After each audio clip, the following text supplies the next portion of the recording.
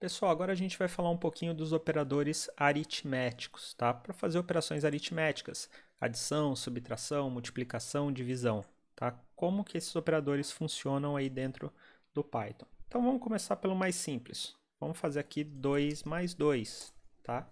Esse é o operador de adição, onde a gente faz uma soma, tá? Aqui eu estou somando dois números e ele me retorna o resultado dessa soma, tudo bem?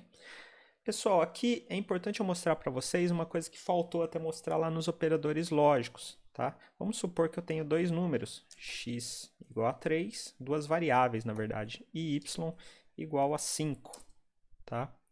Aqui eu somei duas constantes, tá? Duas literais, dois números aqui que a gente tinha os valores dele. Aqui eu tenho duas variáveis e eu posso somar essas duas variáveis, eu posso falar x mais y.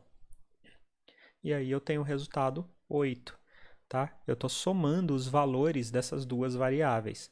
Então a soma pode ser aqui de números literais ou pode ser de variáveis. Eu posso aplicar os operadores tanto em literais quanto em variáveis.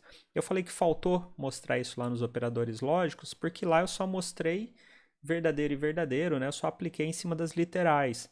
Mas se eu tivesse uma variável guardando um valor booleano, eu poderia aplicar os operadores lógicos em cima das variáveis também, assim como eu posso fazer aqui nos operadores aritméticos ou mesmo com operadores de comparação. Então, esses operadores servem tanto para literais quanto para variáveis, tá? Então, aqui a gente tem a soma, bem simples. Posso pegar esse resultado da soma e atribuir numa variável, né? Então, por exemplo, z pode ser igual a 2 mais 2. E aí z agora armazena o valor 4. Ou z pode ser igual a x mais y. E aí z agora armazena o valor 8, certo? Então, a gente pode trabalhar dessas duas formas e pode até combinar uma coisa com a outra. Z igual a x mais 2. Opa, o que eu fiz de errado? Esqueci aqui da atribuição. Z igual a x mais 2. E aí em z agora eu tenho 5, tá? Então a gente pode trabalhar só com literais, só com variáveis ou misturar literais e variáveis. Isso serve para qualquer tipo de operador, tudo bem? Que fique claro isso aí, tá? Então, além da adição, eu tenho também a subtração. 3 menos 2 é igual a 1. Eu posso também, pessoal, fazer multiplicações. Posso fazer aqui 5 vezes 5. Ou posso fazer x vezes y. Tá? Então, tenho aí o operador de multiplicação. Tenho também o operador de divisão. Posso fazer 25 dividido por 5. E aí eu tenho 5. Posso fazer x dividido por y. E aí eu tenho aqui 0,6. Agora percebam uma coisa importante aqui, pessoal. Aqui, quando eu somei, aqui eu tenho números inteiros, né, 2 e 2, e ele me retorna 4, que é um número inteiro.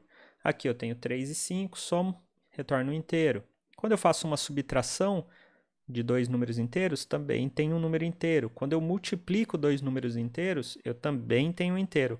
Mas quando eu faço uma divisão de dois números inteiros, o resultado não é inteiro, o resultado é um número de ponto flutuante. E como que a gente sabe disso? Vendo aqui esse ponto alguma coisa, mesmo que seja 5.0, né, 5, mas é um número de ponto flutuante porque ele está sendo representado aqui com o decimal, certo? Então, divisão de inteiros, pessoal, no Python vai retornar para a gente um número de ponto flutuante, tá? O tipo muda. Então, só para isso ficar claro, por exemplo, eu tenho aqui tipo de x é inteiro, tipo de y é inteiro. Aí eu faço z igual a x dividido por y. E o tipo de z agora é float, ponto flutuante, tá? Então, eu dividi dois números inteiros e tive como resultado um ponto flutuante, tá? Então, a divisão tem essa característica aí dentro do Python. O que mais que eu tenho aí de operadores aritméticos, pessoal? Eu tenho também o operador módulo, tá? Por exemplo, 5 módulo de 2. O que é isso aqui, pessoal? Isso aqui causa um pouquinho de confusão, tá? O módulo, pessoal, ele me retorna o resto da divisão inteira, tá? Então, se eu dividir 5 por 2, qual que é o resultado? 2,5, se for ponto flutuante, tá? Quando eu faço uma divisão inteira, o meu resultado é 4. E o que sobra? Sobra 1, tá? De 4 para 5, sobra 1. Então, ele me retorna o resto da divisão, tá? Se eu dividir 4 por 2, então, e fizer o módulo, né, 4 módulo de 2, ele me retorna 0. Pessoal, quando que eu uso muito isso aqui? Eu uso quando eu quero saber se um número é par ou ímpar, tá? Por quê?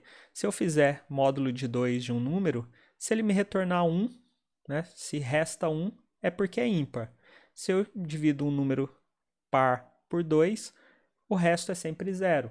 Então, para verificar se o número é par ou ímpar, eu verifico o resto aí do módulo da divisão por 2. Tudo bem? O que mais que eu posso fazer aqui de operação aritmética?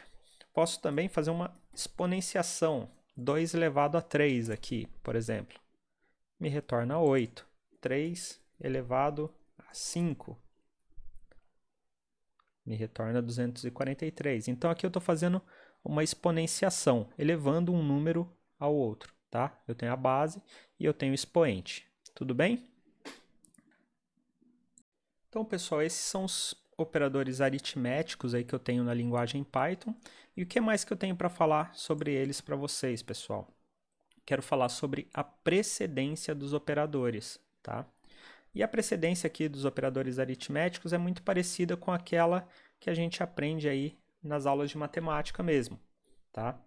Então, por exemplo, o operador de multiplicação, ele tem precedência sobre o operador de soma e de subtração.